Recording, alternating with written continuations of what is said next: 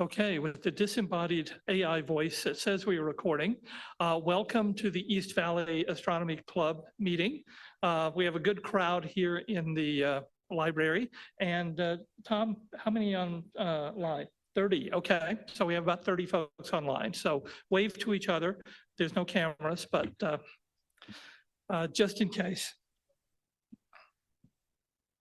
So tonight, simple agenda, welcome, general business. We have a few announcements and we have a couple of short member presentations before our main speaker, Steve Bradshaw. How far away is that? Any visitors tonight? I recognize a few unfamiliar faces. So if you could, Tom is going to grab a mic, which we didn't get, or we're going to handle this one around.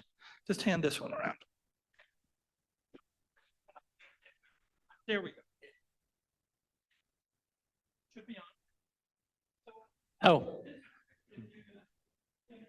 Any visitors tonight? Oh, okay, hang on. Hi, everybody. Kevin Corsi, first time. How are you? I know Steve, he's a neighbor. He asked me to come. He said there would be snacks. Thank you. Hi, I'm Letty, and I am also neighbors with Steve. Hi, I'm Carol. I'm good friends with Kevin and Letty, and I know Steve through them. Hi, I'm Craig, and I too know Kevin, Letty, and Carol, and I'm here because I want to hear Steve. Hi, my name's Ada, and Steve paid me to come tonight. And I'm Steve. There we go. And nothing packs them in like sugar. It's always handy to have a speaker who, in like an opera, brings their own claque to applaud. I am Livy, and I do not know Steve. Hi, I'm James.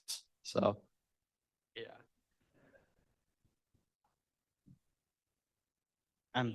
My name is Ethan Weisenberg. I'm new. I'm signing up for membership. Hi, I'm Elizabeth Teenan, and I am also new.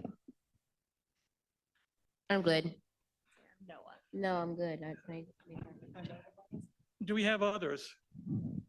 Oh, yeah, we do. Online. Second row. Okay. Hang on 1 second. Tom Alinsky. I live in Mason. My son Ryan here lives in Gilbert, and he invited me. Ryan Olinsky, and I just joined, just moved here, so. Do you know Steve? No, okay. Is that it? Any other? No, you do. You will, by the end of the night, you will know Steve. That's a good thing. So thank you. It's great to have so many visitors, and I appreciate Steve bringing some of his friends and coworkers. That is great fun. Just a quick introduction. I'm Claude Haynes. I'm the president. Woody Sims, our vice president, is not here. He is on European vacation. Everyone sigh sadly for Woody. James Yoder is our secretary. Brooks is our treasurer. He's running a little late tonight. He's had some family issues. Board members, Don Wrigley, Tom Mosden, Steve Bradshaw, Alex Beck, Dave Kosho, Wave. All right. And then others, James Yoder is our property director. Marty Pazanka is the webmaster and newsletter. We are still looking for an events coordinator. And in fact, it's not too early to start talking about the inevitability of elections. We hold those in November. We try to put together a slate of officers for October, but it is good to kind of plant some seeds. I am term limited as president. We do have 2 board members that are ending their term of office. We do need an events coordinator. Our success does depend upon our volunteers, whether they're going to be officers, people who work outreach and go to schools and set up their telescopes for public events, or volunteers at the observatory. So it really is important to us, and we would like to at least plant the seed that we are looking for folks, and that we would encourage you to think about it. And if you have any questions, please see me. I'd be glad to talk to you about it. Couple of things, a little of news. Southeast Regional Library, we now have added 3 more telescopes to our group of telescopes that you can rent from the library. You don't rent, you check it out. It's like a book. Sorry, it's not like it's Blockbuster. You just, you rent it like it's a book. We had 5 4.5-inch Dobbs. We've added 3 6-inch Dobbs since the 4.5 seems to be discontinued. And the case at the end holds citizen science kits that were built kind of with a little help from us and ASU, because it was a program through ASU. The white tags are reservation tags. So the reason we added the 3 is because there was just this backlog. If you want to go reserve a telescope, you may have to wait a couple of months because it's like a reserved book. People reserve it for a week and then they bring it back. Hopefully they'll be on time. Hopefully they'll pick it up early, or promptly, that sort of thing. But that is available in addition to 3 binoculars that are on the little shelves in the first case. 2 of those were checked out already. So it's been a very popular program with the library. And we're hoping that these additional ones will just get as much use as the other 5 have gotten. Observatory, it's open based on weather permitting, which is not tonight and may not be for a few weeks. Sorry, this is where you get to adjust your eyepieces or whatever, since you can't go out and view. We do have something new. This is for the Zoom folks. There is a wooden box up front that will be mounted at the observatory on a rolling cart, and you can see the collection of meteorites. There are 3 additional meteorites that are touchables that are in the case. The cover down at the bottom isn't off in this picture.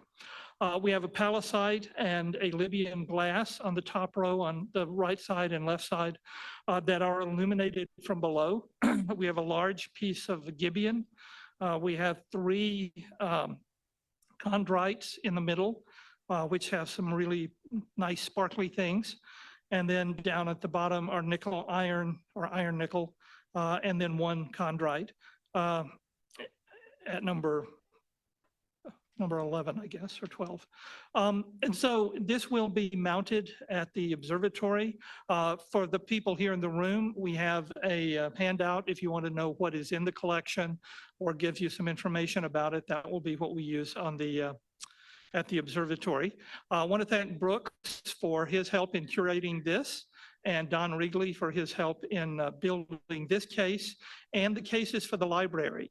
This is kind of a summer tradition every few years to drag Don out during the hottest part of the year to my garage so we can do woodworking. Now, Michael Poppre has a short member presentation for us tonight. Michael, come on up.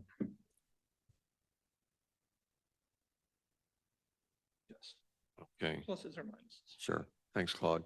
Evening, everyone. So my name is Michael Poppre, and I'm a EVAC member. I'm also currently the president of the Saguaro Astronomy Club over in the west part of town.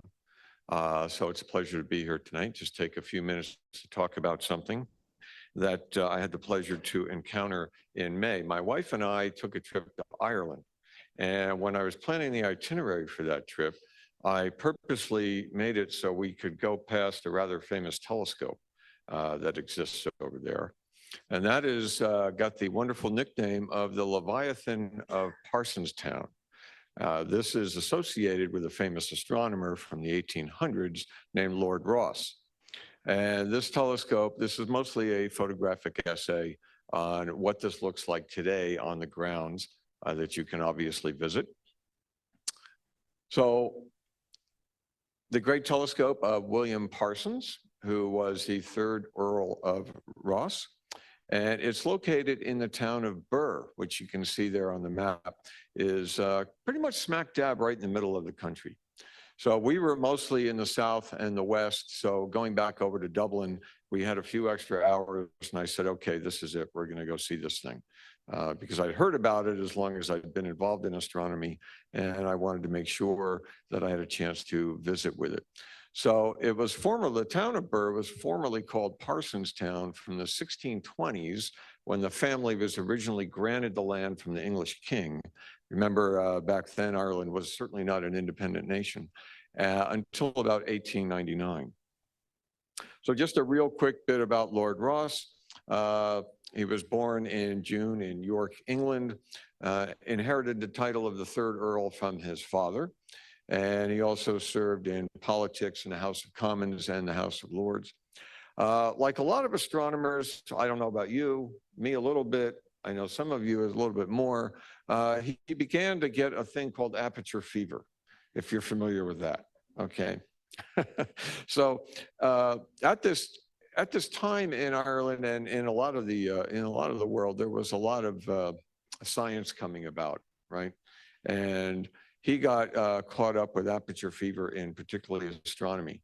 And the whole Parsons family was very forward thinking. So he started out building speculum mirrors. Now, in that day and age, they didn't have glass mirrors. That just wasn't something they did. Even William Herschel had a speculum mirror. So these were metal mirrors. And he experimented a lot with various types of alloys, trying to figure out what metals would give him the best mirror. So these were things that wouldn't get too brittle. They wouldn't tarnish very quickly. And he finally settled on a particular mixture. Don't ask me what that was. I'm not a metallurgist. It started with a 36-inch speculum mirror, and then eventually built his 72-inch monster that is the one that we're talking about tonight. He began work on that in 1842, and 3 years later, he loaded it. It's between 3 and 4 tons. So this thing was not something you just picked up and moved about, into a 54-foot long tube. So if you take the mirror size and the reported focal length, this is about an F9 telescope, okay? And he died outside of Dublin in 1867. One of the things he's famous for, most famous besides the giant telescope, are his sketches. And one of the things that he really focused on was the Whirlpool galaxy. He made some of the earliest and best sketches of the Whirlpool, including its companion galaxy. Now, at this time, if you remember, they didn't really know about galaxies being, well, extragalactic. So they thought they were part of our own galaxy. And they were called nebulas at the most part. So he was able to make some really detailed sketches with this telescope with the spiral structure. And this was something fairly new. They didn't really know what was going on with that. And by the way, from the time this telescope was finished until the 20th century, when the 100-inch Hooker telescope was completed, this was the largest telescope in the world. So this is the estate today. This is the main house over here on the left. And the family Parsons still lives in that house. It is currently occupied by the 7th Earl and his wife. And they give tours of that to visitors so many days a week into certain areas. We didn't bother with the tour because we were actually on our way back to Dublin, and I wanted to spend time with the telescope.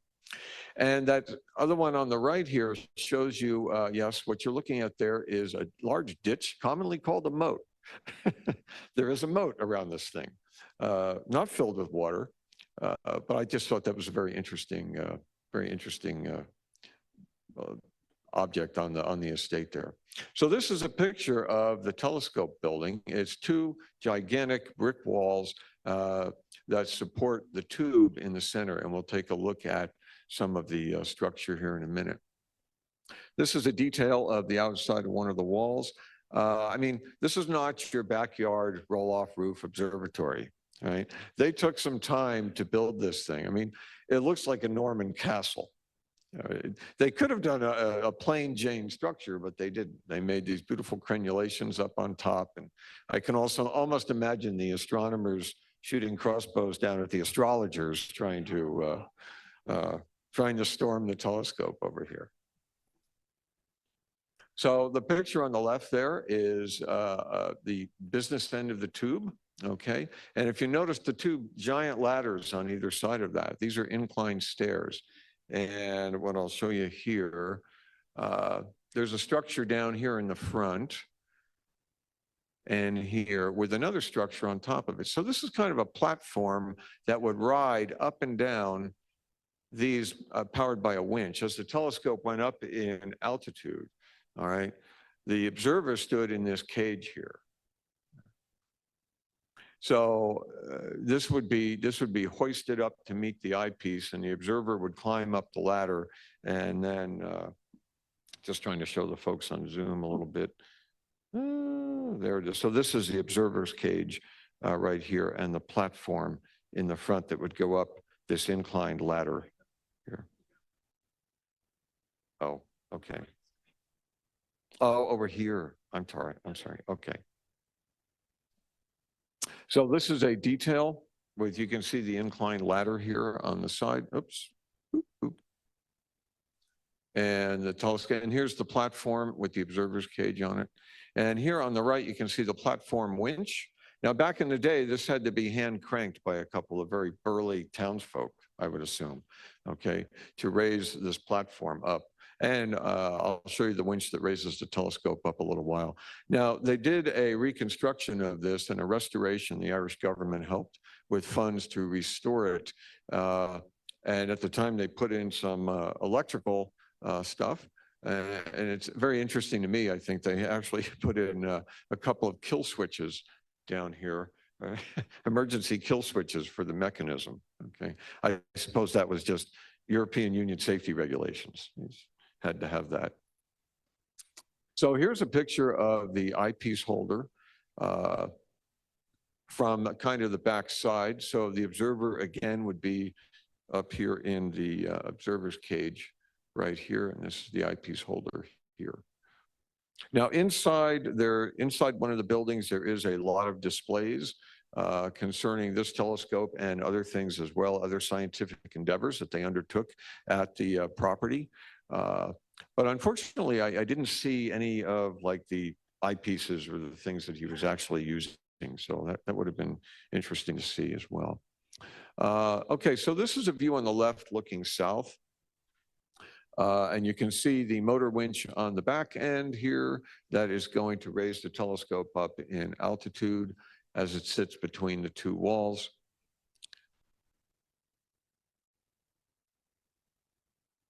So that's another view looking south. And you notice a set of rails here going down towards the mirror box, which sits here in the lower part of the tube here. So this was a platform that they would put on these rails, lower it down in there, and this is when they had to remove the mirror to bring it out for repolishing, okay? And they probably hauled it up either with a hell of a lot of manpower or donkeys or something like that, because it did weigh quite a lot. And here is that trolley that I was talking about on the right-hand side. And the mirror box down in the depression that would allow the telescope to be raised up somewhat. Okay, so this is another view looking south. I found this very interesting. There were 3 of these meridian stones sunk in the ground. And these would be lined up, 2 of them behind and 1 of them out in the front. And this is how Ross could tell that the telescope was lined up directly on the meridian, okay? Because the telescope does move a little bit side to side, all right? This is a transit telescope. It does not rotate. So you do have to wait for the sky to move objects you want to look at over top of you, but it can move a little bit side to side.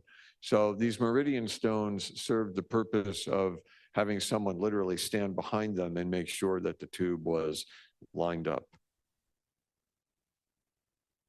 So these are some period photos of some of the crew that worked on the scope. That's the 72-inch mirror that has been taken out and repolished. And what I thought was interesting about this picture, I don't know about you, but I know in my astronomy toolkit, if you look at this gentleman over here, he's holding what appears to be at least a 10-pound sledgehammer. I don't have one of those in my toolkit. Yeah, fine tuning, I think so, yeah. Yeah, so not quite sure what went on with that. And then you see 3 other visitors in the mouth of the tube itself. So that's how large it was. And those photos were taken by the 4th Earl, who would have been William Parsons' son. And he was kind of interesting too, just really quickly. he was one of the first people to actually fairly accurately determine the surface temperature of the moon. Until then, people thought the surface temperature of the moon was about the freezing point of water, okay, 32 degrees. And he was actually able to use another telescope of his own device. And the story goes that he focused the light from the full moon through this telescope, the 72-inch scope, into this other telescope that he made. And however he was able to do it, he came up with a figure for the surface temperature, which they didn't accurately know until obviously the 20th century. I think when Neil Armstrong stuck a thermometer down in the regolith. So these are two pictures that I like, and I found these on the internet, and they show the telescope in more of a useful configuration here, raised up in altitude. So you can see that above a certain altitude here, the observing platform is not going to be able to get up here to the eyepiece. So the astronomer would have to climb up the ladder and then get onto this structure on the side, okay? And that wooden structure would actually be deployed out towards the eyepiece, all right? So you could stand on that and get your eyeball up to the, as you brought it up closer to the zenith. Now, I've been up on a couple orchard ladders for some very large telescopes. I don't know how how I'd feel standing up on it in the middle of the night in the cold Irish winter, but I suppose they did. And this other one just gives you a really nice picture of the observer's cage, and it's up at about 45 degrees. So you walk up these, here's a gentleman right down here for scale, okay? We'll assume that's a average size male. So you climb up here, get in the observer's cage, and then do your observing. And here, this shows you the upper deck that I was talking about. This curved structure is also what you'd be standing on as the scope was raised higher and higher. So as I said, in the late 90s, the Irish government and the EU chipped in and did some restoration on the telescope and then memorialized it here. Obviously, it's not in use, but they wanted to make sure that it didn't just disappear because it is obviously a fascinating historical achievement. And so that's a picture of it with a visiting amateur astronomer standing in front of it. So any quick questions at all? Yeah.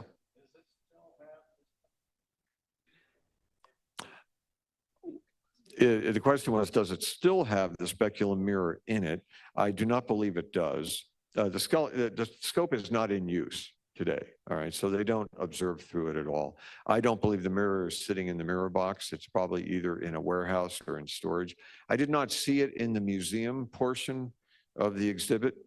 So over the years, God knows where it ended up. Yes, yeah, Bob.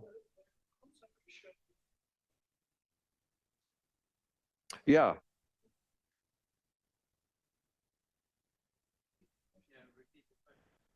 Yeah, the question was in this slide where it looks like there's slots for two eyepieces. Is there a story behind that? And the answer is yes. I just don't know what it is. Anybody else with a question? Oh, yeah, so the tube is constructed out of wood. Yeah. Mm-hmm.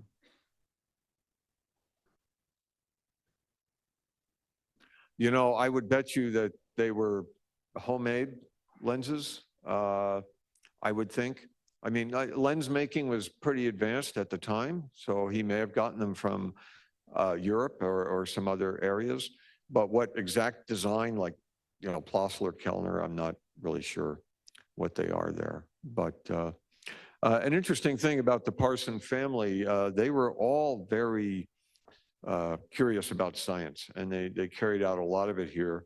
His wife was actually considered one of the best photographers in Europe in an age when photography was in its infancy. She had one of the most renowned dark rooms on the grounds in the building. And her dark room is still available to look at in the museum section of it. So she was pretty famous for that. She developed a lot of her own developing fluids and whatnot. And his uncle, Parson's uncle, was instrumental in developing the steam turbine engine. Okay, not just the steam engine, that was Robert Fulton, but this was the steam turbine engine, much more powerful. And he tested it on there's a large lake on the grounds here, and he did a lot of his testing for that. And with the development of the steam turbine, you could have steamships, ocean liners, battleships, large vessels, and things like that. So this was an age of really digging into knowledge and finding out new things, and they certainly were part of it. So, yeah. There's a couple questions online. One of them, did you see the eyepieces in the museum? Do they look, if you did they look like a standard size? No, I actually did not see any of them on display. Okay, and then another one was, do they also call this place Burr Castle? Do they call it BIR. Burr Castle? Yes. Okay, Yeah. yeah. So if you're doing a Google search, you can look up Burr Castle or Lord Ross Giant Telescope. And Brent Arkinall mentioned that nice presentation, and at one point the mirror was in the Science Museum in London. Ah, okay. So the Brits took it back, I guess. All right, very good. Thanks.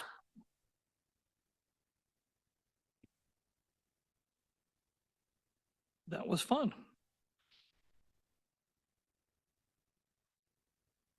And we also had a notice this month.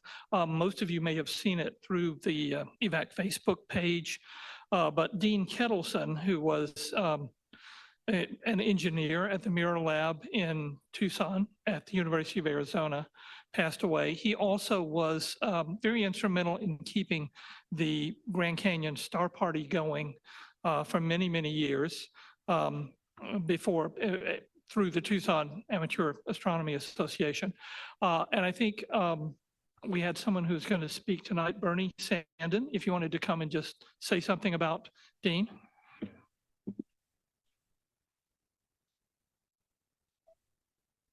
Oh, no big deal. I'll just leave it here, I guess. Yeah, so, they don't, all right, yeah. Hi, guys. Yeah, I'm Bernie. It was sad. I heard about it last week, about a couple hours after he was found. I'm not going to go into details because they're probably still trying to figure out exactly what happened, but it's probably heart related. The thing about our hobby is we end up learning a lot about astronomy, but also about each other, and have a lot of fun and go out and observe. And Dean and I have been friends for 30 years. And that wouldn't have happened if he wouldn't have started the Grand Canyon Star Party. I just met him at RTMC one year, the Riverside Telescope Makers Conference. And I asked him if I could join his little group, and they had been doing it for 3 years, and that was in 1994. So they started in 1991. They got the ranger, Chuck Waller, involved to help get it started. And by the time I got involved in 1994, there might have been a dozen, maybe 20, 15 telescopes total. And I fell in love with it immediately, what we were doing for the public. And it just became like a family. And over the years, we've lost some very, valuable friends. Dean was being the founder of it and coming back every year. And we would actually get there a day before. In fact, we did it this year. We got there a night before. We go out and do time-lapse photography, all kinds of fun stuff, drink a few beers, talk about what we've been doing for the last 6 months, 8 months. And yeah, to have that situation, it was very, very difficult. So I don't have a lot to say. I'm not here to say all the things. I mean, there'll be plenty of things that people will mention about Dean. He was just to me, he was just like a brother. He was a real good friend, extremely knowledgeable. He had really good grasp of optics. Obviously, that was his profession. But he also was a great organizer with the Grand Canyon Star Party. And again, just a good friend. And I always learned from him, and we did a lot of things together. So I just wanted to use more than just an email to send out saying we lost Dean. I wanted to actually say something here. So again, not a whole lot of substance to what I'm saying. I just want to, honor him because he was somebody special. The Grand Canyon Star Party will not end. It'll continue. In fact, he stopped becoming the head of the Star Party about 5 or 6 years ago. Other people, Jim O'Connor had taken it over, and then last year, another gentleman has taken over, all from TAAA, Tucson Astronomy Club. And right now, the Grand Canyon considers it one of the major events of the year. It's the largest star party, public star party in the entire entire national park system. So it's gone from a couple people to what it is now, which is probably on average 70 to 80 telescopes every night for 8 nights every June. In fact, I've committed to go up there in the middle of October for the next couple months.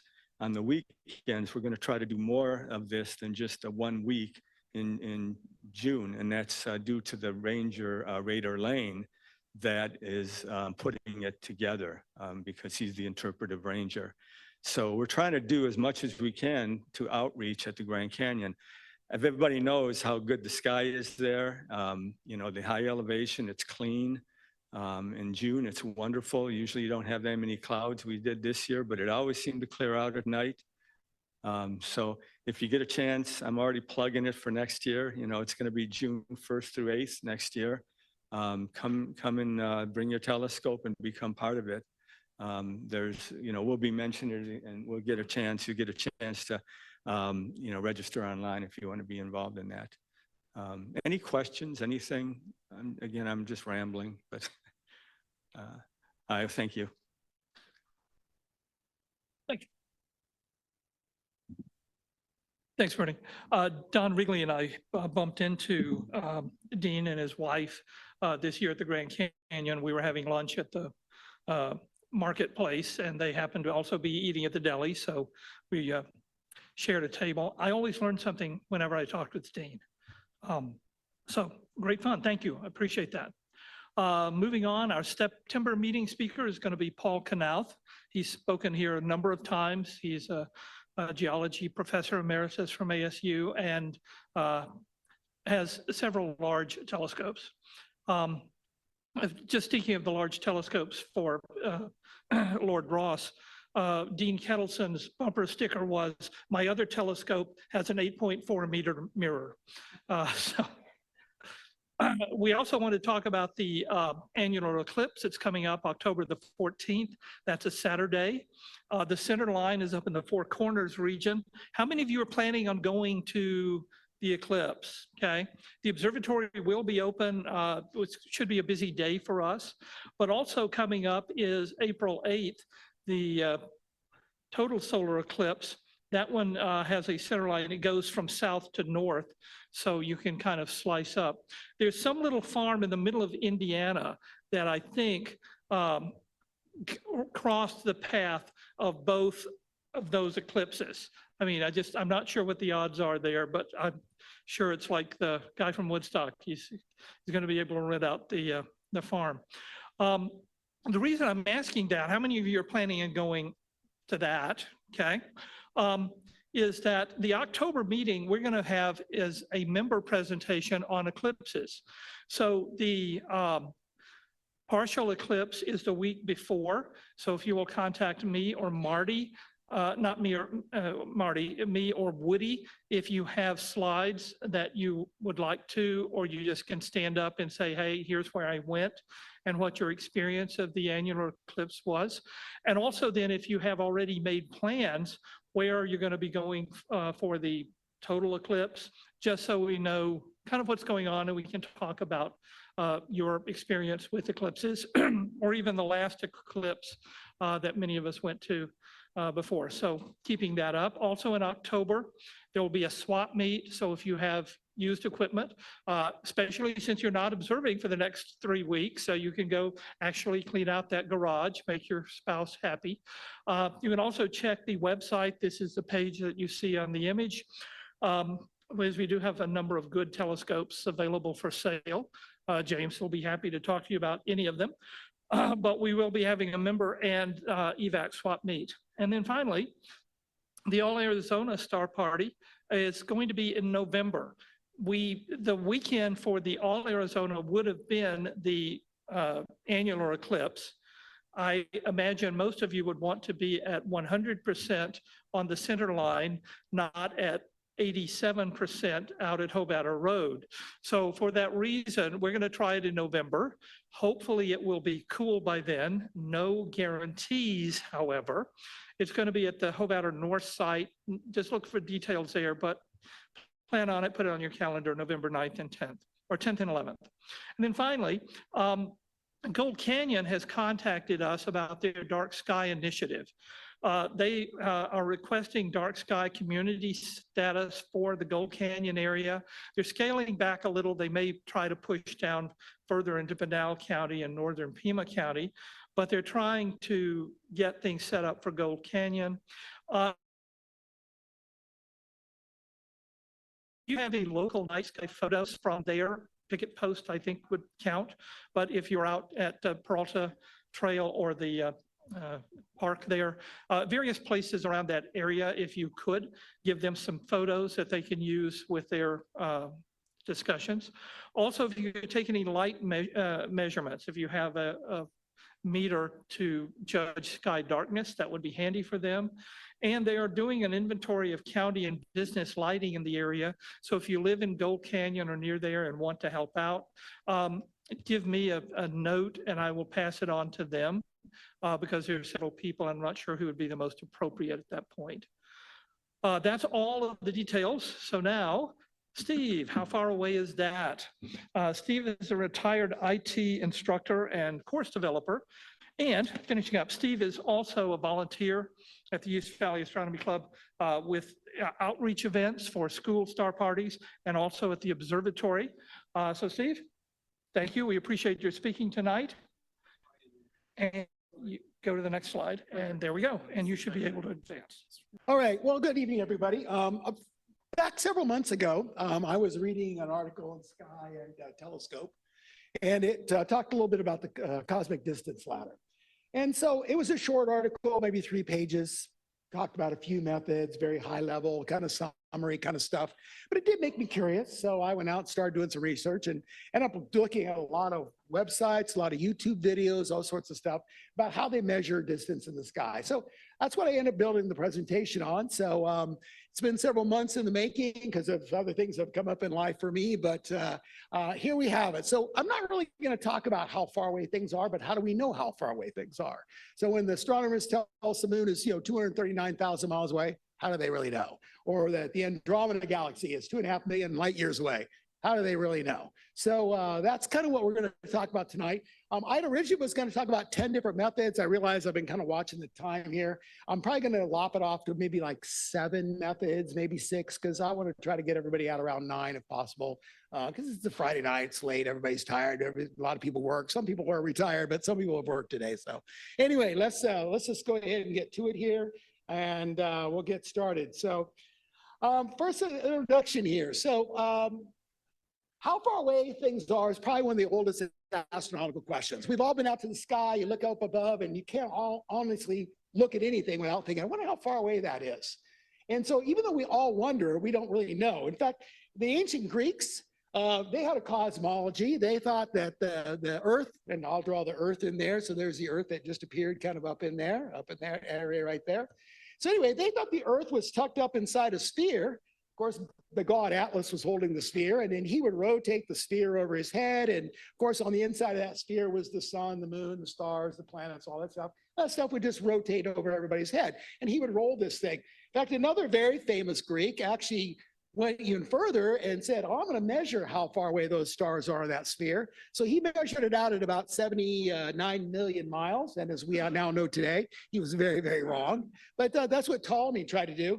And it actually wasn't until like 1838 that a guy named Friedrich Bessel actually used trigonometry to correctly calculate the distance to a star called 61 Cygni. And he saw it there. You can see it on the slide there. it's 66 trillion miles. It turns out he was pretty accurate. So he was actually one of the first ones who really made a good guess or a good calculation actually of how things work.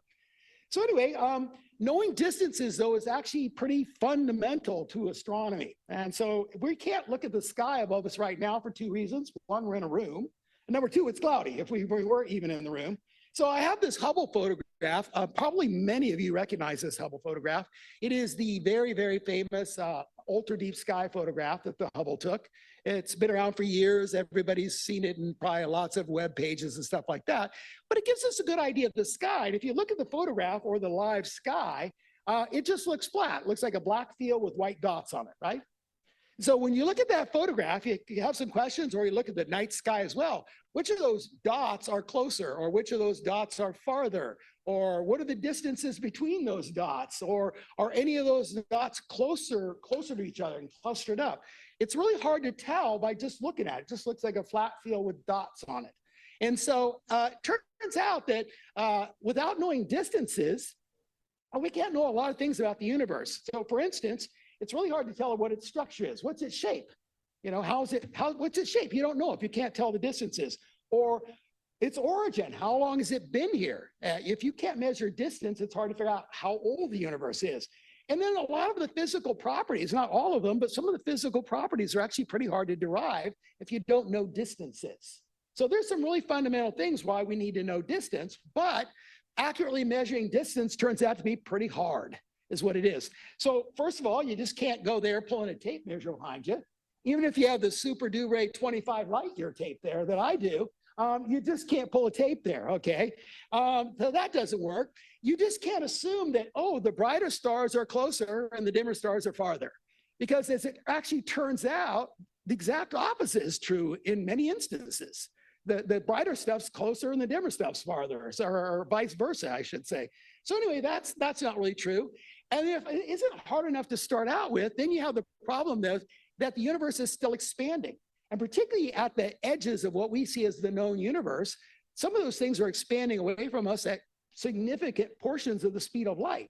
So if you measured it today and you measure it a few years from now, it's in a different place. It's further away. So it kind of muddles the mix as well because things are moving away from us. But give us 100,000 years or so, we'll eventually figure it out. So it's taken Homo sapiens about 100,000 years to figure out how to measure all this stuff. So this is where we are today. Now, a few things I want to talk about before I get too far into the presentation here. Number one, I was going to talk about 10 measurement techniques, but I've sort of been watching the time and I realized I'm not going to have time to do all 10. So I'm probably going to shorten it to about 7 or so, because I'd like to get us out pretty close to 9 if possible. But I'm going to oversimplify some of this stuff. Why? Because this isn't a semester-long astrophysics class. I'm not an astrophysicist. Most of you are not astrophysicists. We have a few in the room who are, but not all of us are, okay? So anyway, and also some of the distances as you get further and further out, some small errors are going to become larger. And then plus once you get out towards the edges of the known universe, once again, the universe is expanding, distance becomes less really of an issue. And then regarding the measurement tools, I noticed when I looked at literally dozens upon dozens of websites, different websites will talk about the tools and talk, well, that's good to measure in this range, and this tool is good for measure in this range, and so forth and so on. But they often quote slightly different numbers. So what I chose was what seemed to be some of the more common numbers that were proposed for some of these measurement techniques. So if you've seen something different on a website and you want to argue about it, that's fine. I'm not going to argue with you because I don't have a horse in that race, because I've seen the numbers are all different like that. So anyway, all right, so what we're going to talk about tonight is the cosmic distance ladder. So first of all, what is that? And I realize several of you, probably a lot of you know, but not everybody, what the cosmic distance ladder is. But it's a set of distance measurement techniques that have been developed by astronomers and astrophysicists over many, many, many, many years, a couple hundred years at this point. And the reason they call it a ladder is because the ladder is really a good analogy for how these techniques or methods work. And so if you think about a ladder in your garage, if you want to reach to something just over your head, you get a ladder, you step up on the first rung of the ladder, and you can reach something just over your head. But what if you want to go all the way to your ceiling? Like I put crown molding in last year. I had to spend a lot of time up around my ceilings. And so I had to go up a few rungs to get out a little higher. If I want to go to my roof during Halloween or Christmas to decorate, then I have to go to the top rung of my ladder. And so they said, rung allows you to move higher or further and further into space, measuring further and further distances is what it is. Now, these are the distances we're talking about. I did the distances up here in light years is what I did. So a light year is approximately going to be, as you can see there, 5.88 trillion miles. So pretty good distance. But anyway, we're going to look at tools that go all the way from just a small fraction of a light year up to like 13.5 billion light years away. So different tools for different techniques. And the actual tools here are right there. So there's the 10 tools. I'm going to lop off probably about 3 of those to try to get us out of here at a decent hour tonight. But those are the 10 techniques. We'll start at radar ranging there at the bottom that you can see, and then we'll end a bit later on tonight around 9 o'clock up at the top somewhere. Not quite sure which ones I think I'm going to lop off 3 of those. I'm pretty certain I'm going to do as I work through this. So anyway, that's the cosmic distance ladder. So let's just start with the techniques and we'll get going. So I kind of have 2 sections here, what I'm going to call direct measurement techniques and indirect measurement techniques. So for direct, I have 3 methods there. And then for the indirect methods, I'm going to talk a little bit more about 7 more. But like I said, I'm probably going to have to lop off a few. So anyway, first technique is very, very simple. In fact, this is the simplest one of all, radar ranging. Okay, it's the most accurate technique, first of all. It's been used to measure things in space since about 1961, so it's been around a long time. And very simple concept. You just send a radar signal out, you bounce it off something and measure the travel time. It's very, very simple. So if you had the Earth and it had a radar station on it, you could send a radar wave over there, hits Mars in this example, bounces back, and you measure the travel time. And you could just keep doing that, keep sending a radar wave over. And the reason you're doing that is because the formula is actually very simple for this. You know, it's just speed times time equals distance. And so we know the speed of radar, a radar signal's speed of light, it's 186,000 miles per second. We saw that it took like 374 seconds to get over there. We divided by 2 because I only want half the distance. I don't want over and back, I just want over. And so we measure it and we do all the math, and it came out in this example to be what, like 38 or 34.8 million miles away. And this technique is actually very accurate, can measure literally to feet. So it's actually the most accurate method out there. And the useful range, once again, I've seen different sites quote different numbers, but this number is the one I sort of settled on for the presentation of 620 million miles, which means you could measure like the moon, the sun, the nearby rocky planets, you know, Venus, Mercury, Mars, those sorts of things, maybe some things in the asteroid belt. But once you get to the outside solar system, the outer solar system, Neptune, you know, Jupiter, Saturn, Uranus, the dwarf planets, et cetera, it's just too far. You have to move up to the next rung on the ladder and use a different technique. So there's radar ranging. Now, the second technique I'm going to talk about is geometric parallax. You can see the definition right up here. I kind of put a textual definition up there. We could read it together. It's a great definition, except for one problem, which I'll share in a moment. It says parallax is the apparent motion of a foreground object relative to a more distant background object. That is a great definition as long as you already know what parallax is. If you don't know what parallax is, that makes no sense to anybody. So what I'm going to do is what half the YouTube sites on the internet do, half the TV shows about space do, and everything else. We'll just do the standard finger demo that all of you have done. So all of you have probably done the fingers, or a lot of you, I'm sure, have done the finger demo. So the way we do the finger demo is simply this. You just take your hand, right? You put it out, you hold your finger up. Now it's a family club, so if you do this, don't use your bad finger. Okay, so you put your finger up, and what you would do is you just shut one eye or the other, and you look at your finger, and you line it up with something on the wall. So if you were doing it in here, you could line it up or line it up to maybe a mark on the wall or something like that. And what you want to do is line your finger up with that, and then just open and close your eyes. One at a time, keep an eye open. And what you'll see your finger is it's just jumping back and forth is what it's doing. That's parallax. Now, if you reread that definition, it makes sense because you know what parallax is. It's the apparent motion of a foreground object, your finger, okay, relative to a more distant background object, which would be the wall behind me or wherever you were doing it. So that's all that is.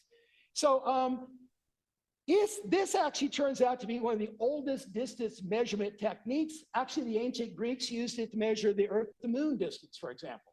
So this has been around a long time. Now, to understand parallax, to really understand what's happening, though, it helps to know about three things. I'm going to list those three things here on the bottom of this slide, and then we're going to talk about them on the next two slides. So the three things we need to know are angular units of measure, which anybody in here that's run a telescope already knows what these are. Okay, geometric right triangles. So you got to think back to high school. Remember geometry in high school? Remember when you'd cry over your homework at night because you couldn't understand your math? So anyway, and then, well, that was just me, sorry. Anyway, and then trigonomic tangent function is what that is. So anyway, what about these things? How do they fit into parallax? So first of all, angular units of distance. Once again, anybody that's run a telescope in here knows what these are already. But if you want to measure distance, you can measure straight line distance, right? And to measure straight line distance, we simply use units of measure like inches, feet, yards, or miles. Of course, the rest of the world laughs at us because they're all using millimeters and centimeters and meters and kilometers and all that. But anyway, that's a straight line distance. But when you look at the sky over your head, it's not a straight line, isn't it? It's an arc. It's a big circle going up and over your head. How do you measure things around a circle? Well, that's why we have these new units of measure, because you're measuring distance around a circle like the sky, and it's measured in degrees, arc minutes, and arc seconds is all that is. Just a quick reminder here, 360 degrees are in a circle, right? Now you think that's a pretty small unit of measure, 360 degrees are in a circle. Well, if you hold your finger up, which most of us have done when we're out in the night sky, your finger's about a degree wide when you're looking at the night sky. And if you look at your finger, you think, well, gosh, I could put a lot of stars behind my finger. Which one would I be referring to? It's not granular enough. A degree is just not granular enough to do what you need to do. So here's what's going to happen. They've taken each degree, of course, and then subdivided that into arc minutes. So there's 60 arc minutes in a degree. Turns out that's not granular enough. You just can't zero in on things enough. So they took each arc minute and they subdivided that into arc seconds. So they keep dividing it out. So how many arc seconds are in a circle? Well, 60 times 360, and that's the number of arc minutes, or arc seconds, excuse me, in a circle, okay? Now, the parallax angle measurements, which we're gonna look at parallax in about a slide or two, most of these things are actually less than an arc second. A lot of you know already that Proxima Centauri is the closest star to us, and its parallax angle measurement is 0.7 arc seconds. And everything after that gets smaller. So even arc seconds are not quite enough, but they're close. You know, they get us at least in the ballpark. If you would like to know kind of a real world example, there I tossed it in there, just the full moon is approximately 1,800 arc seconds wide when you look at it in the sky. And it's going to vary night to night depending on where it is in its orbit and all that, but that's another story. Anyway, now what's the rest of this? Well, it's right triangles and the trigonometric tangent function. So first of all, parallax measurement is possible based on the geometry of a right triangle. So that's what makes all this measurement possible, is the geometry of a right triangle. So remember from high school what a right triangle is. It's any triangle that has at least one angle that's 90 degrees, right? And so the other angles could be anything they want it to be, the lengths could be anything, but as long as one angle is 90 degrees, you're good to go. Now, what we're going to do is we're going to combine that and use it with trigonometry. So in a right triangle, as you can see on the slide there, the tangent function is going to enable us to calculate the unknown length of one of our sides. So we don't have to measure it, we can calculate it. And that's going to be useful in space because remember, in space, you can't drag the tape measure there. So we got to calculate the distance, we can't measure the distance.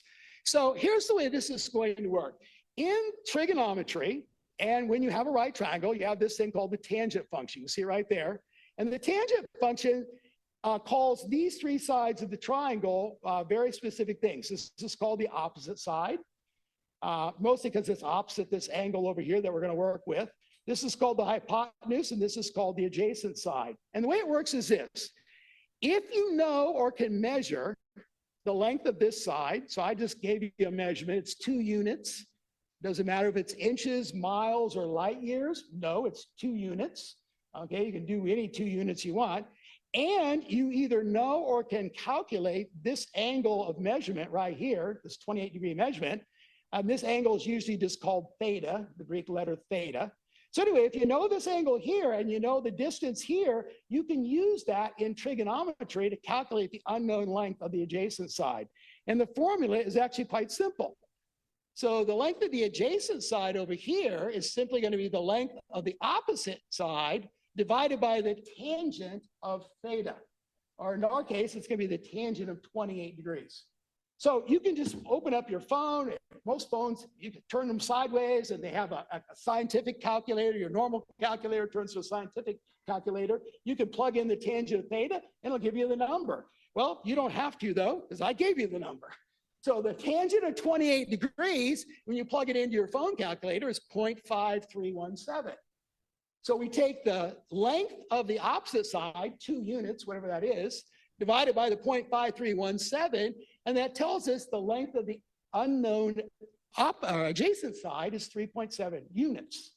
Now, if this unit here is 2 inches, then that makes this 3.7 inches. If this 2 over here were light years, this 3.7 over here would be 3.7 light years. So whatever units was the opposite side, that's what you're calculating the same units for the adjacent side. So this is kind of the theory behind parallax and how you actually calculate it. But real world example will be something a little bit more like this. So we can measure a nearer star's distance using the more distant fixed stars in the background. So there's some stars that are really close to us, and there's other stars that are just way far away. Okay, and they never apparently ever seem to move because they're just so far away. So that's going to be our fixed stars at a distance.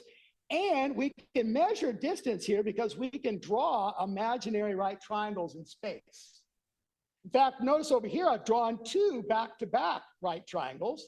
I only need 1 to do the measurement, but I could choose either one to do the measurement, or I could actually use them both and just divide everything by 2. So, but anyway, it's up to me. But anyway, here's the sun. As you can see, here's the Earth. We all know the Earth travels around the sun once a year. And so in June, the Earth will be over here. In December, the Earth's over here. And what that is you just have 2 different lines of sight. So just like when we did our finger demo, I looked at my finger, and through this eye, I look at this angle, and I see the background over here. But when I look at my finger through this eye, I see the background over here. So it's not, the finger isn't moving, it's just my angle of sight. My line of sight is different between my 2 eyes. Well, let's assume that when the Earth is down here and your line of sight to this star is like looking out your right eye at your finger. Whereas in December, when the Earth is over here, 6 months later, essentially, we're looking at a different line of sight for this star. And what's going to happen is if we're looking through our telescope, our star would look like it was doing that on our telescope. Let me move that red comment out of the way. Here, I got a red comment in the way. There we go. So anyway, so that's where that star is going to look. Now, because that star looks like it's moving back and forth across the sky, we can measure that, and that's the parallax angle. Now, remember, these measurements are super tiny. The closest one to us is 0.7 arc seconds, and everything after that is even smaller. So these are incredibly small, very precise measurements to see this. But what that allows us to do then is we can calculate theta right there. So we don't have to calculate, we measure theta there. Now, since we measured theta and we already know the Earth to sun distance, we can measure that, let's say with radar or something, 93 million miles, roughly, approximately. That allows us then to calculate this unknown distance here from our sun to the nearby star. And the way we do that is our good friend trigonometry again. So we basically take the distance that we need to know, and this would be in miles, and we'd have 93 million miles, which is the length of our opposite side, the tangent of whatever we measured theta to be, and that would spit out the distance from our star to our star, our sun, to that other star out there. So this is how parallax works. Pretty simple. I liked it. I love the pretty pictures that we see all the time in books and magazines and presentations, but I like to know what's going on under the hood. I like to see how it all works, basically. So anyway, I like to open up and take a look. So anyway, that's parallax. Now, Technique 3 is still parallax, but it's from space-based equipment because we were looking at just Earth-based telescopes. But there's a problem with that. Turns out that Earth's turbulent atmosphere limits our parallax angle measurements to about 0.01 arc seconds or greater. So all of us, maybe not all of us, but a lot of us here have looked through a telescope some nights. And I remember I was working at a wedding and showing them the sky at a wedding. We were out in Peralta and Mars was just coming up. And so it was pretty low. And so a lot of atmosphere, and Mars would just blur out and then get sharp, and then blur out and then get sharp, and then blur out and get sharp. Try to measure an angle on that. That just was a mess. Or I was at another star party one time. We were looking at, I was looking at a star cluster, and it was just jumping around in my eyepiece, just hopping and bobbing, having a good old time, rocking out. It was the dirty atmosphere. And so trying to get these really precise parallax angles is tough with this dirty atmosphere. In fact, to get to 0.01 even, it already assumes the use of either something like adaptive optics or interferometry to get better image clarity. So you have to have that you can start with. So, and that's going to limit your distance measurement for parallax out to roughly like 326 light years or so, somewhere around there. Now, if we could move, though, the equipment out onto a satellite, and there have been plenty. Gaia was the first one, and Hipparchus was the first one. Then Gaia replaced Hipparchus and all that. These things allow us to get actually 10 times better measurements. So notice our measurement now is down to 0.001, which means we're going to be able to measure out about 10 times further as well with this method. Now, what does that really get us? You would think a lot, because that sounds like a long way. Wow, 3,260 light years. That's a long way away. Not really. Because if that's our Milky Way galaxy, 100,000 light years across, and we're in the little circle, in the middle of that little circle there, that's pretty much what we can measure with parallax. So it's not a whole lot. So to measure even outside our own galaxy, we have to use different methods, because this can't even get us outside our own galaxy, or not. So what else is out there then? Well, we'll see in just a moment. I am going to mention parsecs here in a little bit later on. And so I did want to talk a little bit about parsecs because you're going to see the measurements, and this is just a good place to toss it in. So a little extra info here.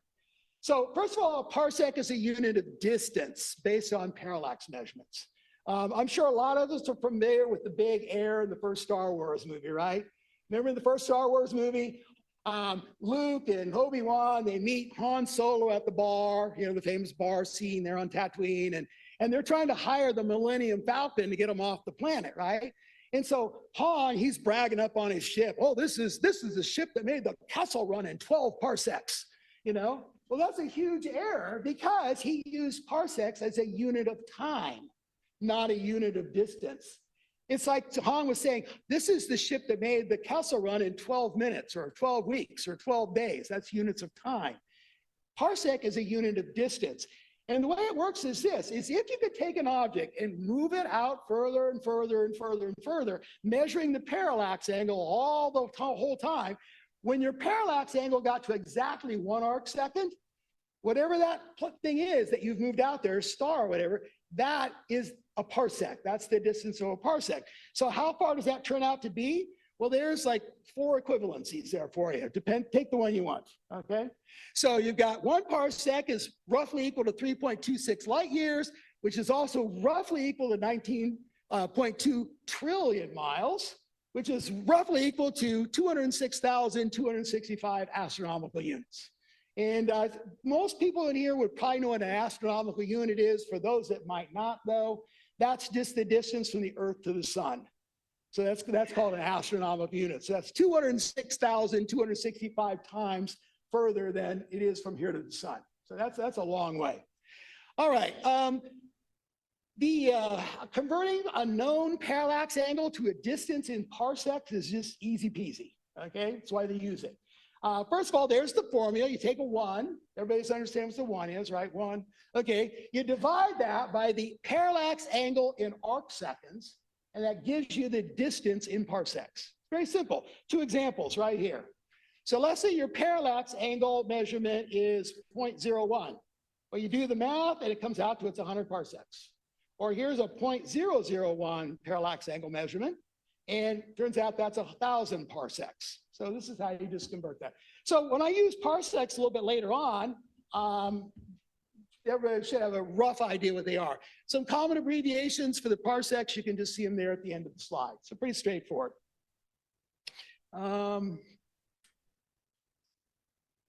Okay, just seeing where we were time-wise. I got 10 minutes.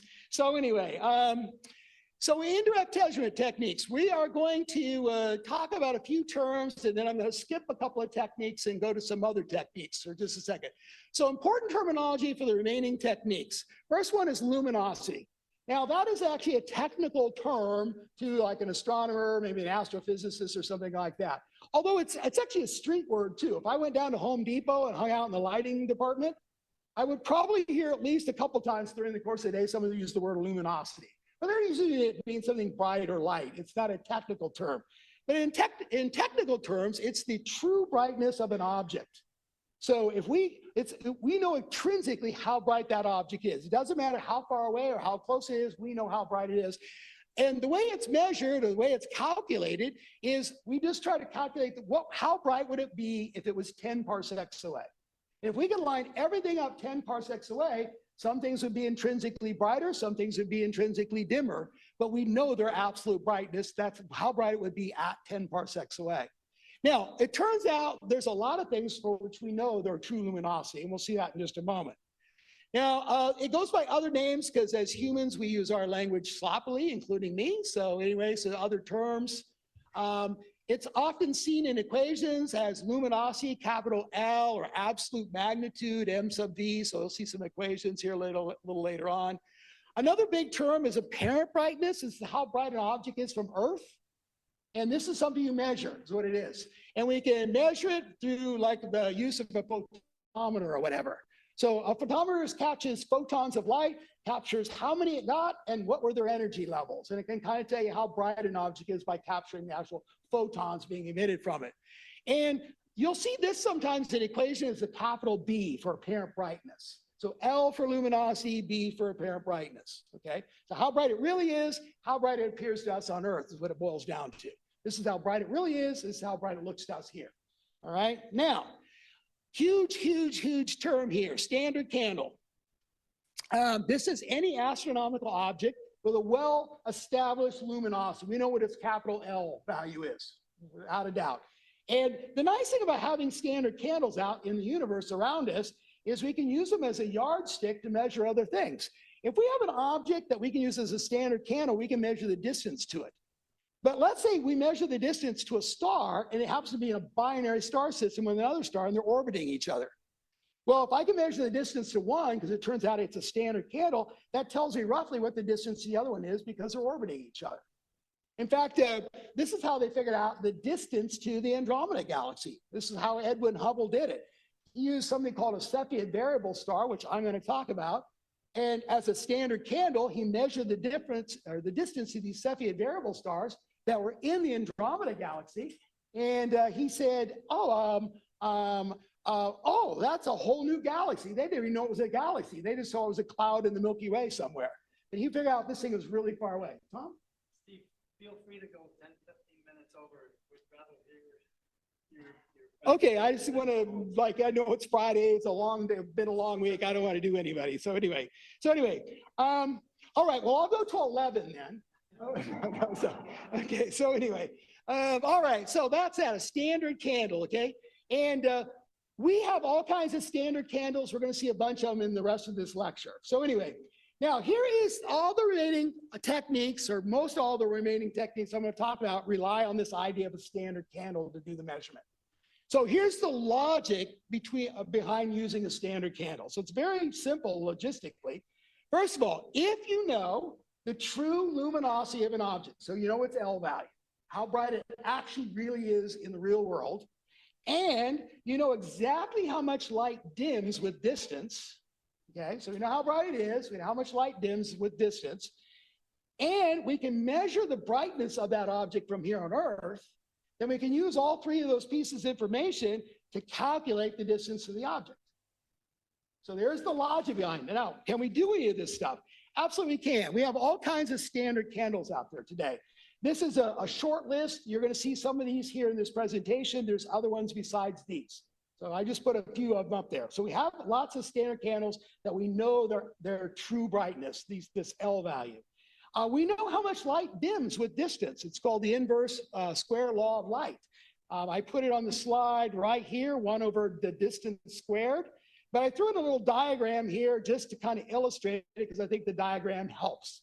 So if you have a light source, like my light bulb there, so if you have a light source like a light bulb and you go out some unit of distance, 1 inch, 1 mile, 100 yards, whatever that first distant unit is, and you drew a square and measure how much light was hitting that square, that's how bright it is there. So we just went out 1 distance and it hit 1 square. We measure how much light or how bright or how much energy hitting that square.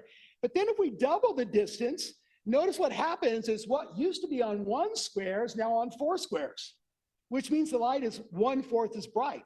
It's dimmer. It's not as powerful. It doesn't have as much energy. It's 1/4 as bright. And if we go out to 2 or 3 distances, then it goes across 9 squares. So it's 1/9 as bright. So this is how the inverse square law of light works. So we know how light dims with distance. We know how much light these standard candles are actually generating. Can we measure their brightness from here on Earth? Absolutely we can, through photometers, things like that can measure absolute brightness of things. Well, then what can we do with all that? Well, we can plug it into a formula.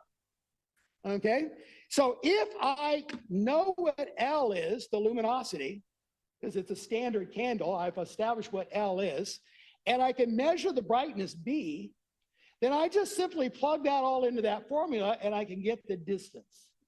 Now, actually, the real world is not quite this simple because how are you measuring the energy? Are you measuring it in ergs or joules? Are you measuring an imperial system or a metric system? There's all kind of variables in here, but you boil it down to the simplest terms, which we do in an hour, because this isn't an hour-long or a semester-long astrophysics class. This is kind of how it works. So we're going to see several examples of this in action over the next bunch of slides, okay? All right. This was one of the ones I was thinking about skipping. I'll tell you what, I'm just going to go till it hits about 9, 10 or so, and I'll stop. And whatever we miss, we miss. Yeah, well, I'm looking at my phone. So anyway, so spectroscopic parallax, or sometimes called main sequence fitting. So what is this technique? First of all, we can use a star's light spectrum and its apparent brightness to measure its distance. This is good to do things out to about maybe 10 kiloparsecs or so. So how does this work? Well, it's going to depend on 2 things. It's going to depend on, number one, this thing called Wien's law, or if you're German, it'd be Wien's law. Okay, so depends whether you're German or not, right? Wiens or beans. So anyway, what this guy discovered though, and there's actually a formula for this, but the formula is tough. I do a picture because I think the picture is a little bit more intuitive for everybody. It is for me anyway. What he discovered is this. There's a relationship between the temperature of an object and how much light it emits. So that's really what he discovered. There's a correlation between the temperature of an object and how much light it emits. And this holds true for everything, stars or your electric stovetop.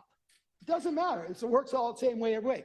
And so you ever notice your stove, you walk in, if you have an electric stove, you ever been in a house or apartment, whatever, where you had an electric stove, you look at the coil and it just looks black because it's iron, right? Steel, whatever.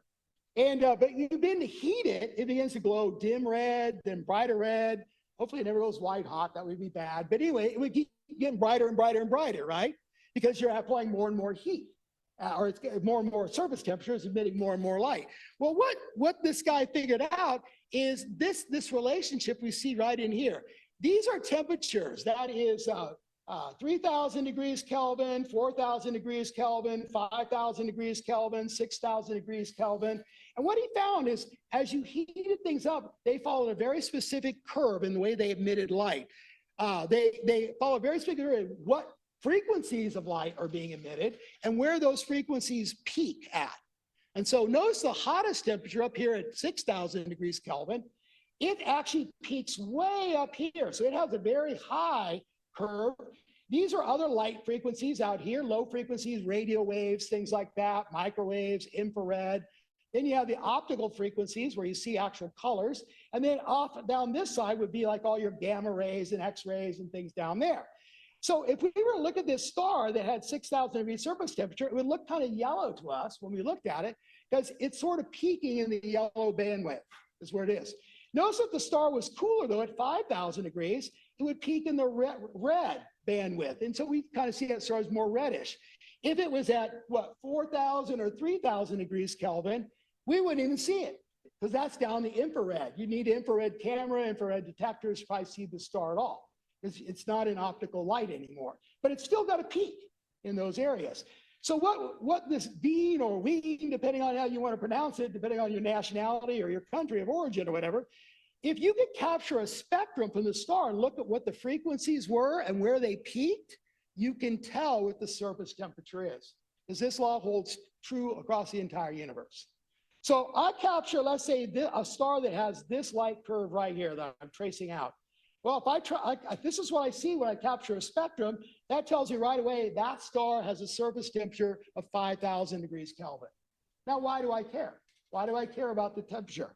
Well, because for this particular type of method, this main sequence fitting or spectrographic parallax, we actually have this other diagram called Hertzsprung-Russell. No one usually says that because it's just long and hard. We usually always say HR. So HR diagrams. And there's a lot you can save with and do with this thing, but I'm going to simplify it. Down here is temperature. So it's cooler over here and hotter over here. And then this is luminosity, how bright it is. It's really bright up here, pretty dim down here. So what happens is this: if I capture a spectrum and it traces out this line right here, it tells me it's 5,000 degrees. I come down here on this HR diagram, I find 5,000 degrees, which is, it's really small print, but that's 5,000 right where my pointer is. And I go up here and that star is living on what's called the main sequence, which is this band right here. If I follow that up from 5,000 to the main sequence, and then I go across to the luminosity side, it tells me how luminous that star is what that is. Now, of course, they're going to do it with math and equations, not kind of line of sighted on a diagram like this. But plug it in, you get the luminosity. Now, once you have the luminosity, you're good to go because you can start to figure out the distance. How? Well, Wien's law up here states that objects with different temperatures emit spectra whose energies peak at different wavelengths. So we figured out it's peaking at 5,000 degrees because we derived that 5,000 degrees from that. Use Wien's law to derive the star's surface temperature from its spectra. Then use the star's surface temperature to map the star to a Hertzsprung-Russell type to get its luminosity. So it was 5,000. We go over here to main sequence, follow it across. That tells me its luminosity. Once I know that, I measure its apparent brightness, B, from here on Earth. I know how bright it's supposed to be. It really is. I know how bright it appears to me. I plug that all into my equation and I get the distance. So that's another method of doing it. Main sequence fitting or spectroscopic parallax. That's another method here. Now, here's another method here. It's called the tip of the red giant branch, TRGB. This is actually one of the ones they covered in that Sky and Telescope magazine article I mentioned. I'd never heard of this method until I read that in Sky and Telescope. So anyway, it made me curious. So I actually started researching this and that led to everything else. So first of all, there are specific type of stars out there that a lot of you know, some of you don't, call red giants, okay? And a red giant star is a star that's nearing the end of its life. It's elderly now. It's like me, it's getting more elderly, okay? So it's nearing the end of its life, hopefully not in the next couple of minutes though. So anyway, yeah, I would be awful. So anyway, I was a technical instructor for many years, and we actually had an instructor on the platform teaching in a classroom in New York and fell over dead. Now that's a class you would never forget. So anyway, if you took that class. So anyway, so I don't want to go there. So I'll die at home. Thank you very much. So anyway, hopefully eating Oreos at the time. So that'd be the way to go. So anyway, red giants are stars nearing the end of their lives, okay? And they can actually use to measure distances out to about 20 megaparsecs, or what is like 32.6 million light years out. So quite a ways out. And the way it works is this. This is the HR diagram up here again. And let's say this star, this is called the main sequence. This is where stars sort of spend 90% of their life. And this is luminosity over here, brighter, dimmer, hotter, cooler. And where a star lives on this main sequence line right here depends on its birth weight. So pretty much everything that happens with a star is driven on its birth weight, right? How big was it when it was born? The big stars live their lives up here. The tiny stars live their lives down here, and the medium-sized stars live their life right in here. And actually, our sun lives right about in there. We're kind of an average medium-sized star. So anyway, let's say the star was living here. When it reaches the end of its life, it goes off of the main sequence and begins its travel up here, and then eventually ends up in one of these areas here, either as a giant or a supergiant, something like that. But what happens is, as it's following this path up to these other types of stars, it hits this tip up here. And that tip is the thing that's interesting to us, because at this point, the star has a non-fusing helium core with a hydrogen shell around it that's still fusing. Most of us know, right? A star is mostly hydrogen when it's born, and the core gets really hot, lots of pressure, starts nuclear fusion, and all that hydrogen eventually fuses into helium, the next heaviest element. Once it reaches that point, the helium no longer fuses, there's not enough heat and pressure left, but the hydrogen around that core is still fusing. Well, guess what? This star continues fusing hydrogen in the shell, plus there's still gravitational collapse. So eventually that core, that helium core, gets squeezed enough and gets hot enough, 100 million degrees Kelvin, where the helium starts to fuse. What does it fuse into? Carbon. That's the next heaviest element it fuses into. But at the moment this helium core ignites, you get what's called the helium flash, okay? And what happens is the helium flash occurs at a very predictable infrared luminosity. So we can't see it with our eyes, but we can see it with infrared cameras, infrared detectors, things like that. So we can see this flash, and we know exactly how bright it is because we so understand the nuclear process that leads to this thing, that we can calculate exactly how bright that thing is without having it be exactly 10 parsecs away to calculate its brightness or measure its brightness. Now, once it happens, and it happens in the infrared, we can measure distance. So we measure the apparent infrared brightness of the red giant star's helium flash. Then we measure the IR apparent brightness and the star's known IR luminosity, and we calculate the distance. And we plug it into our formula, and away we go. So it's just another way of finding another standard candle out there is all it is. Next technique, Cepheid variables. This is actually a very famous technique. So there was a woman working out of Harvard University, which back in 1912. So this was unusual, obviously, for the time, but her name was Henrietta Leavitt, and she began to analyze a particular type of red giant stars, and these stars became known as Cepheid variables, is what they eventually got. Why the name Cepheid? That's kind of a weird name, because the prototypical star, the one that sort of represents the whole group of this, or a whole class of these stars, is actually located in the constellation Cephus, the whale, Cephus the whale. So the whole class became known as Cepheid variables, is what it is. So anyway, but these stars, they oscillate. They get brighter, dimmer, brighter, dimmer, brighter, dimmer, brighter, dimmer. They do it anywhere from 1.5 days, so pretty quick, or 50 days, a little bit slower, okay? And she analyzed these things and found out, number one, they're like 30,000 times brighter than our sun. And they can be used, actually, it turns out to be, for measurements up to 163 million light years away. And this is what she found when she looked at these things. The dimmer stars oscillated more quickly than the brighter stars. And the peak luminosity of the star, when it hit its very brightest, was directly related to its period of oscillation. And so I got a couple of diagrams I've shown there. This lower one is a star down here that has a slightly longer period of oscillation, but it reaches higher peaks up here. It's more luminous. This star up here, a little faster oscillation, but notice those waves don't get quite as high. It's not quite as bright. So just kind of illustrate with a diagram here. And by the way, notice that those waves are sort of like leaned over a little bit, like a sawtooth. That's actually one of the defining characteristics of this particular class of stars. That's why they're easy to find out, because their light follows that sort of sawtooth pattern, and they're just known as Cepheid variables.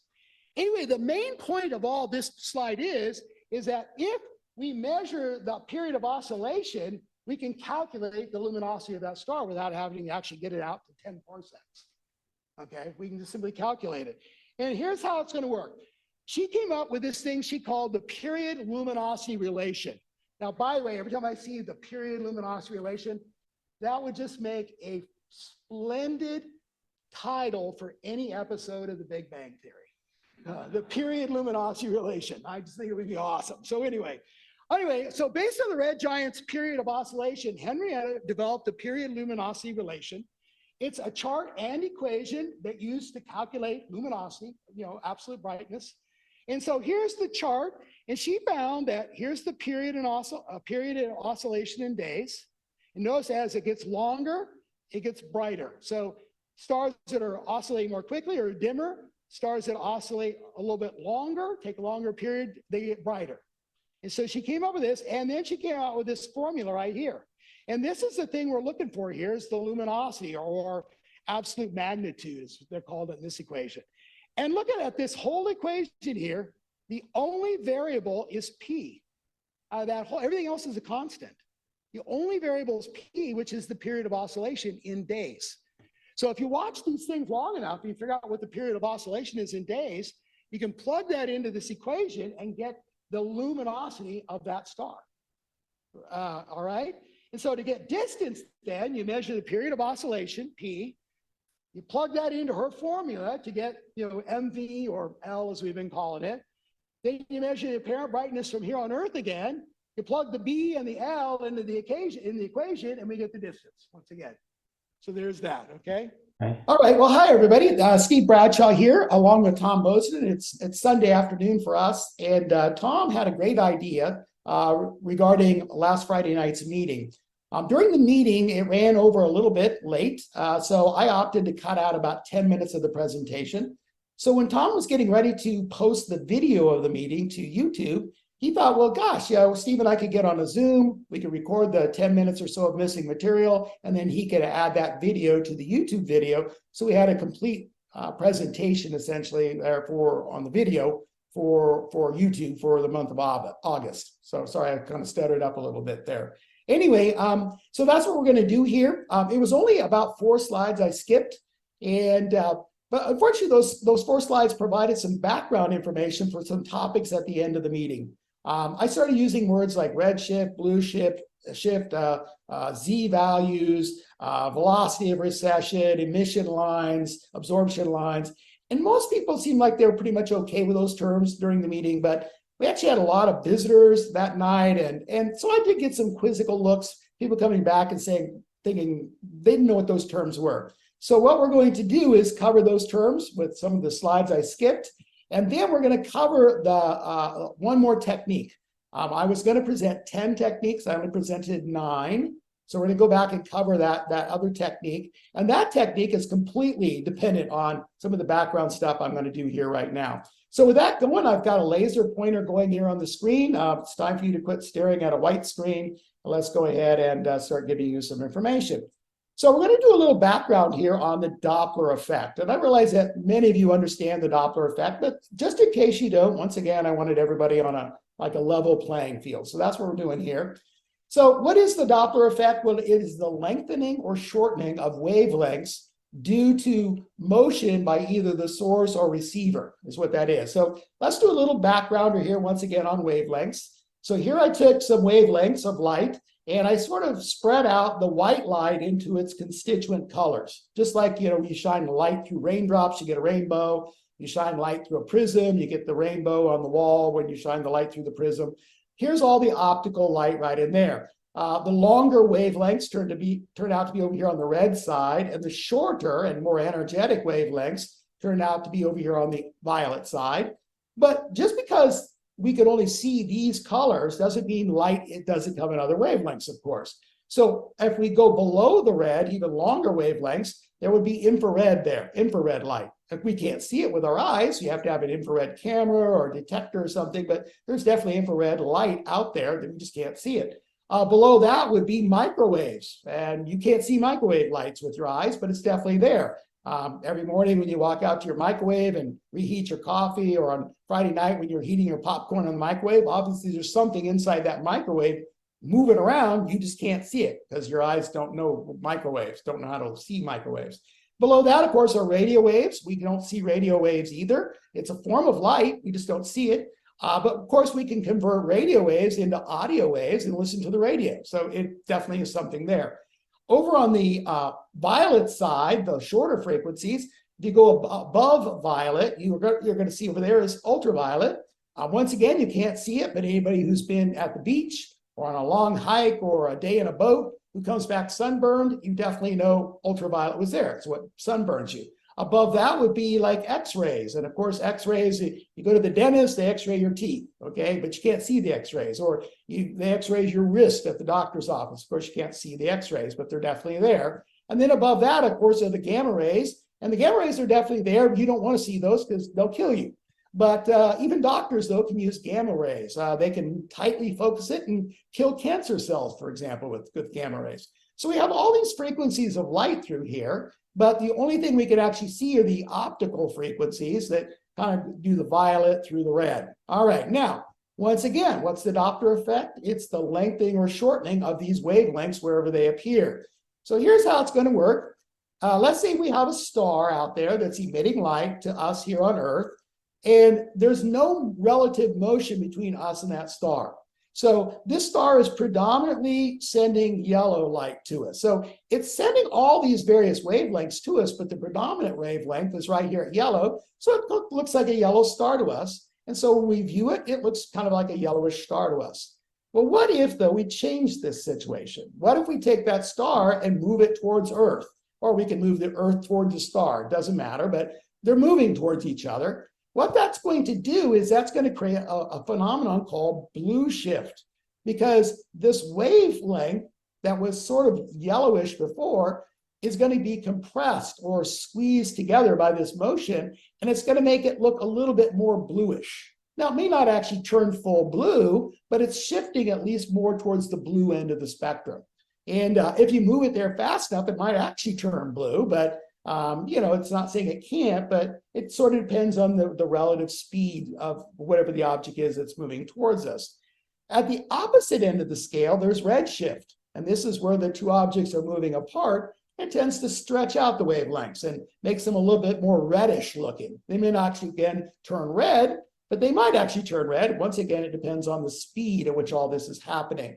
So this is the idea of Doppler. Now, why Doppler is important to us is that it allows us to measure motion in space. And then we can use that motion then to help determine things like distance and all that. So how do we measure motion then with the Doppler effect? Well, first of all, we can measure what's called radial motion.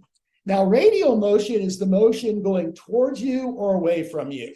So it's either moving towards you or it's moving away from you. And we can measure that using the Doppler effect. And here's how. Look down here at what they call the stationary spectrum we see here. Here's the reds over here going down to the violets over here. And this stationary just means that the source and receiver of the light are not moving relative to each other. They're stationary. And notice, though, we have these little black bands in the colors. And you might ask, well, what are those black bands? You might think, well, it's almost like the light is just missing in those narrow bands. Well, that's exactly what's going on here. The light is missing. It's been filtered out. And so then the question becomes, well, what would filter out those particular frequencies of light and just leave like a void black band there? Well, what that is every element on the periodic table absorbs some frequency of light, as it turns out.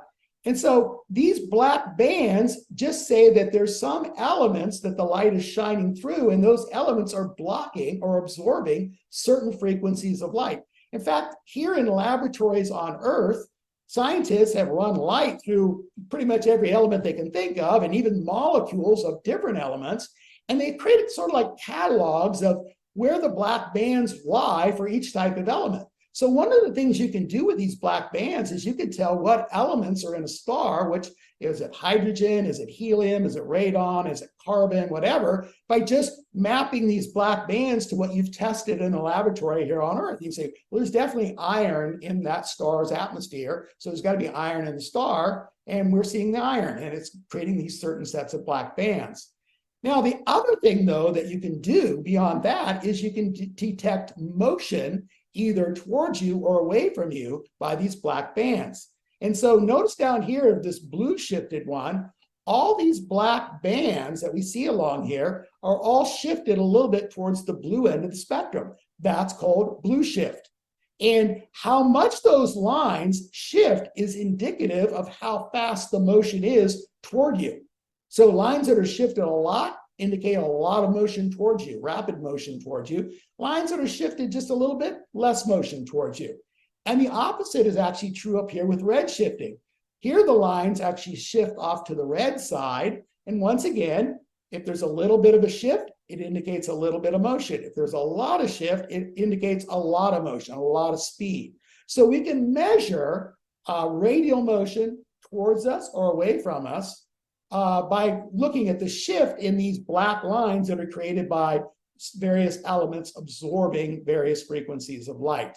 Now, not only can we measure radial motion, we can also measure rotation by, it's sort of almost similar, but a little bit different, but we can measure the rotation of objects using Doppler as well. And as soon as I reveal the picture, you're going to instantly understand it because it's simple when you look at the picture. So there we're looking at a galaxy, it's rotating, and what we're seeing is that the stars at the top of that galaxy would be moving away from us and red shifting, whereas the stars at the bottom of that galaxy would be blue shifting because they're moving towards us. And by, once again, detecting how the speed of that movement, we can basically calculate the speed of the rotation. How fast is that galaxy rotating? Now, I mentioned in the main presentation on Friday that I have definitely oversimplified stuff, and I was just going to mention one of my simplifications here. It isn't always this simple where this is going to be blue shifting and this is going to be red shifting. Because let's assume this galaxy over here is actually, the whole galaxy is still moving away from us at the same time. It's not only rotating, it's moving away from us. And let's say it's moving away from us at, I'll pick a round number that's easy to remember. Let's say it's moving away from us at 20 kilometers per second. So that would mean the entire galaxy would look redshifted to us because the whole thing's moving away at 20 kilometers per second. That's the radial movement, right? But as it rotates, let's say this rotation up here or the rotation down here adds, or in the case it might be subtracts, another 5 kilometers per second. So these stars are actually moving at 5 kilometers per second around this rotation here. Well, I would have to add the 20 kilometers that the whole galaxy is moving away from me to the 5 kilometers that these individual stars are rotating away from me. And I would see 25 kilometers of motion going away from me at the top. But at the bottom, would I still see blue shifting? Actually wouldn't, because even though these stars are moving towards me at 5 kilometers per second, the whole galaxy is still moving away from me at 20. And so I have to subtract the 5 from the 20. So what I end up seeing is I end up seeing a lot of red shifting up here and less red shifting down here. And that's how I end up having to calculate the speed. So once again, I have made some simplifications here, and this is actually an example of one of them. Now, we can measure redshift. No matter what it is, we can measure redshift, and we measure it using something called Z values. So, and that's how we represent Doppler shift, is with this variable called Z, okay? And notice I put the formula here for it. So we take the wavelength that we observed coming from the object. So whatever wavelength we see coming from the object, and we subtract from that whatever wavelength we expected to see based on what we've tested in laboratories here on Earth.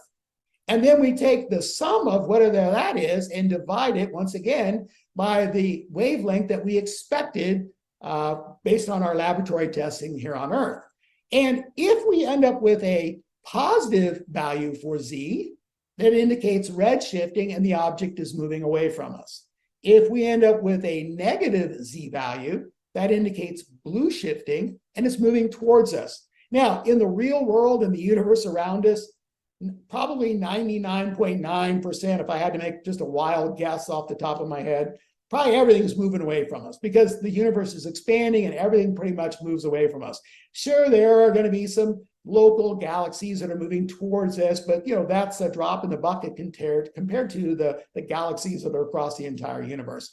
So usually when we talk about things, it's usually going to be redshifting and the velocity of recession away from us, not towards us. Now, once again, higher and lower z values are going to indicate higher or lower speeds either towards or away from us. And I threw in the term there, velocity of recession, because that's what it turns out to be most of the time. It's moving away from us at some speed, typically in kilometers per second, moving away from us. Now, with that backgrounder, let's go ahead and cover the final technique, and then we'll end this video, and Tom can paste it into the existing video from Friday night. So this is the technique I skipped. It was technique 7. So I remember I covered 10 techniques, and this was 7. And this one's called the Tully-Fisher relation. And just like I mentioned in the main lecture on Friday night, where one of the words I came across, I thought, what a perfect name for an episode of The Big Bang Theory. This is another one, the Tully-Fisher relation. Excellent name for any episode of a Big Bang Theory. Anyway, what is this technique? Well, it turns out that galaxies themselves, in some cases, can be used as standard candles, as yardsticks to measure not only the distance to that galaxy, but the distance also to any of the galaxies that are around that galaxy. We can use that as a measuring tool. And these galaxies make good standard candles because you put a few billion to a few 100 billion stars together and they generate a lot of light and you can see them a long way away. So that's why these things can often make really good standard candles. You can see them a long way away. And this particular technique, the Tully-Fisher relation, uses either rotating spiral or lenticular galaxies as the yardstick. So it's not using individual stars like we saw in some of the other techniques. It's using the entire galaxy of stars. And I actually threw in pictures of a spiral and a lenticular galaxy here, because I assume probably most everybody understands what a spiral galaxy is. It's a flat disk, kind of frisbee shaped or dinner plate shaped, but it has very distinct arms in it, okay, as it rotates. A lenticular galaxy is also sort of frisbee shaped or dinner plate shaped, but it doesn't have the arms as it rotates. It's just more of a diffuse collection, cloud-like almost collection of stars, but they still rotate. So the Tully-Fisher is just looking at these rotating galaxies. And what they have found is this: observational data has revealed that a correlation exists between the rotation rate of a galaxy and its overall luminosity, or L value, as we were talking about on Friday night.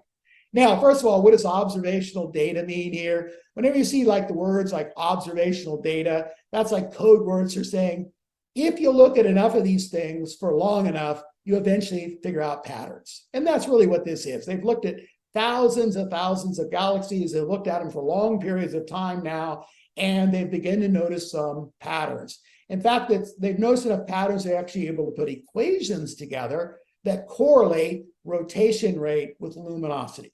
So that's what that really sort of all means there. And so if you measure then the rotation rate using the Doppler effect, it actually will then enable you to calculate the luminosity, or L value, of that galaxy. All right. And once again, I did not put the equations in there because they're difficult in some cases and not everybody loves math, but there are equations to do that. Now, once you know the luminosity, or L value, of that galaxy, then you can use that plus the apparent brightness, B, of that galaxy that you've measured from here on Earth. And then you plug in the B, you plug in the L, and to our formula, like we saw on Friday night, and you end up getting a D, a distance out of that. And this is how you then can calculate the distance to that galaxy. Now, if that galaxy happens to be in a cluster, and most galaxies are in clusters, then you not only have measured the distance to that galaxy, but you got a pretty good ballpark idea of the distance to all those galaxies that are in that particular cluster by measuring this one. And that, ladies and gentlemen, was the missing pieces from Friday night's session. And I'm going to turn this back over to Tom so he can capture this video and get that posted off to YouTube. And go back to my laser pointer. All right, so there we go. All right. Supernovae are end-of-life stars that either partially or completely explode. And there turns out there's 4 main types. There's subtypes in here as well, but there are 4 main types of supernova. There's type 1A, 1B, 1C, and 2, okay? And by capturing their spectra, we can tell what type they are. We can look at the spectra and the light curve and what elements are in there and all that. We can figure out what they are. And it's the type 1As that end up making the excellent standard candles. That's because they blow up in very consistent ways. We understand the nuclear physics involved so well, we can calculate the luminosity without getting it to the standard 10 megaparsecs or 10 parsecs away, okay? And so we can have a well-known L with these things. They're very bright, which means you can see them a long way away, 13 billion light years away, actually, and which means you can see them a long way off. They make a great yardstick, and they last long enough where we can notice it and measure it before it goes away, what it boils down to. So why do they explode? It requires a white dwarf star in a binary star system, okay? So the white dwarf has a non-fusing carbon-oxygen core. So everything else is fused. Eventually, it just becomes carbon and oxygen, but it stops there. But this little white dwarf has a companion star, so it begins to steal hydrogen gas from its companion star.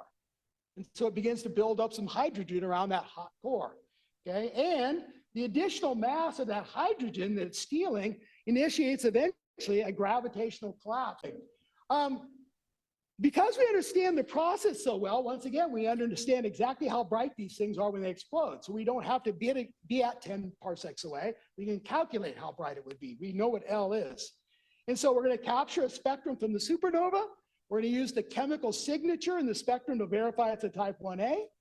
Knowing it's a type 1A provides us with its exact luminosity L. We measure the apparent brightness B then of the supernova. How bright does it appear to us on Earth? And then we can plug the B and the L into our formula to get distance again. So it's the same sort of standard idea here. Now, by the way, these things are usually going to be measuring stuff that are billions of light years away oftentimes. And so I want to put a note in there, and you can see the note I put in, as essentially the inverse square law of light needs to be adjusted once you get out to that distance. So I've made it oversimplified a bit, but no, it actually is a little bit more complex, but this is still the way it tends to work, okay? The reason they had to adjust this is, think about it, if you're going billions of light years across the universe, you know statistically that somewhere that light's going to run into a gas or dust cloud, a nebula somewhere, and it's going to falsely diminish the light. And so they had to sort of figure out statistically how much light would you lose at these long distances by these intervening gas and dust clouds. And they say, well, then we got to account for that when we're trying to do these distance calculations. So they've actually built that in there as well. Two more, and they're both quick. They're only a couple of slides each, and then we'll call it a night. I skipped two, so that's not too bad. Quasars, or as we now call them, active galactic nucleus, okay? Quasars is short for quasi-stellar radio source, okay? And they came up with this word because when they found the first one, and there's the first one right there, Quasar 3C273, they looked at that thing and they said, wow, that just looks like a star, okay? But when they captured an actual spectrum from it, and they looked at the chemicals and the wavelength, wavelengths and everything coming off this thing, they realized, well, if that's a star, that's like no star we've ever seen anywhere in the universe. So they called them quasi-stellar radio sources. Plus, they emitted a lot of radio waves, and stars don't typically emit a lot of radio waves. They emit some, but not a lot. So anyway, this thing was just weird. They didn't know what it was. Since then, thousands more have been discovered. And it turns out that all quasars are now what they call active galactic nuclei. What is that? That is the supermassive black hole at the center of the galaxy. In fact, our own galaxy, we have one. We have a massive supermassive black hole at the center of our galaxy. So that's what these things are. And these things are surrounded by a very hot gas and dust disk around them, called accretion disks or whatever. And most of these things are larger than our solar system. They're huge in size. These supermassive black holes are literally millions of solar masses, millions of suns all crammed in that spot. So anyway, these are the most luminous objects in the universe, okay? They're up to 100 trillion times brighter than our sun. It's a pretty good standard candle. You can see it a long way off. They make great long distance candles. The furthest quasar detected when I was doing this, which was like 6 months ago, had a redshift Z value of like 1109. Now you wouldn't know what that was if I hadn't skipped material because I talked about Z values, but I had to skip that in the interest of time. So I skipped a bunch of slides. Anyway, how quasars emit light? Quasars emit light basically at pretty much all the frequencies: radio, optical, ultraviolet, X-ray, gamma, they do it all. Okay, one-stop shop. How is the light emitted? The black hole is surrounded by a rapidly rotating gas and dust disks, okay? And that gas and dust disks are being heated by objects falling into the black hole. It's gravitational energy is being released in the form of heat ultimately. And so they begin to glow very, very brightly. And the heat causes the disk to emit light at various wavelengths. And here's the deal. No relationships exist between the quasar's distance and the amount of ultraviolet light it's being received here on Earth compared to the amount of X-ray light we're receiving. It basically works like this. It's emitting X-ray light, some amount of X-ray light, and it's emitting some amount of UV light. Now, it could be like this, it could be like this, it could be even, it could be anywhere in between. And what they found by looking at thousands of these things, they started noticing patterns, and they found that the relationship between how much X-ray versus how much UV light you're receiving is indicative of the distance to that object. And so they've created these formulas for that. And so that's the standard candle. And astronomers, guys like Tom, have developed equations to calculate distances based on this relationship. Okay. So to calculate the distance, we're going to measure the quasar's apparent brightnesses at ultraviolet and X-ray wavelengths. And we're going to use then these equations by plugging those numbers in to calculate the distance, is what it is. And I think we got 2 slides left. Cosmological redshift. There are different types of redshift. I introduced redshift in slides you never saw. So I had introduced this one in an earlier slide. So the Doppler redshift. Doppler redshifts are smaller redshifts caused by an object's movement through space. Okay, so as things move apart from each other, you get a Doppler shift. Hopefully you know what Doppler is because I had slides, but like I said, I had to skip. Cosmological redshift is a much larger redshift caused by the expansion of space-time itself. So it's not that the 2 objects are moving away from each other and that's causing a redshift. It's literally the space between them is expanding. And it's pushing those objects away from each other is what it is. So you get these very, very large Z values ultimately out of these things. And by the way, there is a third type of redshift called gravitational redshift, not part of this presentation. So anyway, I just put it in there for make sure everybody knew. Anyway, measuring distance using redshift. We're going to capture a spectrum to a distant galaxy. We're going to measure the redshift of what's called its emission lines. I had introduced these in earlier slides that I skipped. So anyway, but ultimately, when we look at a spectrum, we can tell how much something is moving towards us or away from us by looking at something called emission lines in the spectra. So anyway, I'm not going to go there because it's late. Anyway, use the redshift Z value to calculate the velocity of recession using a modified Doppler formula. So basically, when you calculate the Z value, you can calculate how fast that object is moving away from you. And it's usually in kilometers per second. It's typically how it is for things out in the universe. So anyway, and that's called its velocity of recession. And so once you calculate the velocity of recession using Doppler formulas, then you can plug that velocity of recession into something called the Hubble-Lemaitre law. Now this is once again equations, but equations are hard to put up on a screen.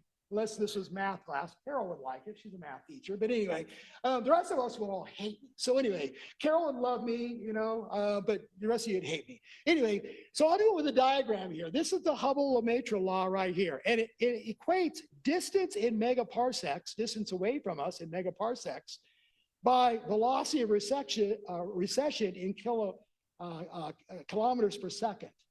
And so let's say using Doppler, you measure this thing, and you calculate its velocity of recession is 25,000 kilometers per second. That's how fast that thing's moving away from us. 25 kilometers every second. Well, what it would do is in the Hubble-Lemaitre, that would end up being this little green X right there. See, between 20 and 30, there's 25,000 kilometers per second. Now, the Hubble-Lemaître law says that the closer something is to us, the slower it's moving away from us. But the farther away something is from us, the faster it's moving away from us. And it's a linear equation. All those little yellow, red dots, those are all things that have been measured and they fit right on that equation's line, okay? So if I know that this thing is moving away from me at 25,000 kilometers per second because of the Doppler measurements, all I need to do is I can just take that over to where my equation says I should be. Then I basically take a right turn, go down, okay? And notice what that tells me. It tells me that that thing is just under 400 megaparsecs away from me based on this law. And that is, like I said, measuring something with that. So I skipped a couple of techniques. I skipped some stuff on this, but that is essentially that because it is 9:23, time to go.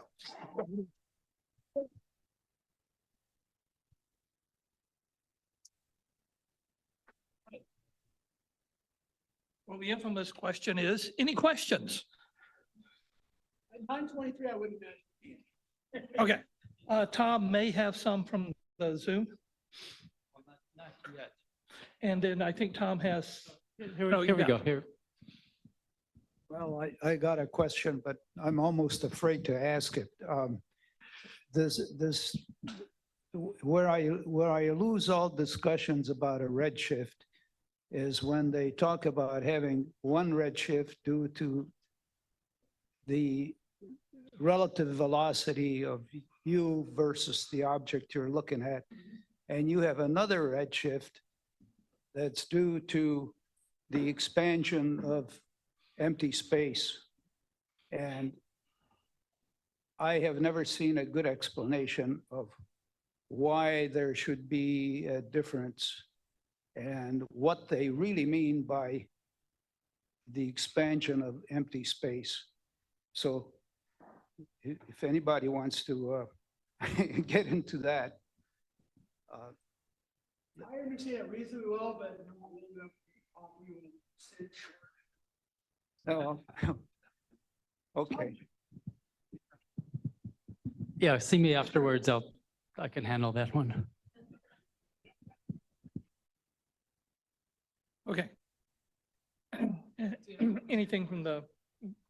Zoom? Yeah, I do have one Zoom Q&A. Yeah, further from Jeffrey Sykes, where can we go for further reading? Where do you go for further reading? Same place I did. Any one of 100 YouTube videos or 100 websites. I spent a lot of time at like NASA. I spent a lot on NASA.gov. Most universities have pretty good, that cover, have astronomy programs. They have pretty good articles at the universities. So I spent a lot of time at different universities.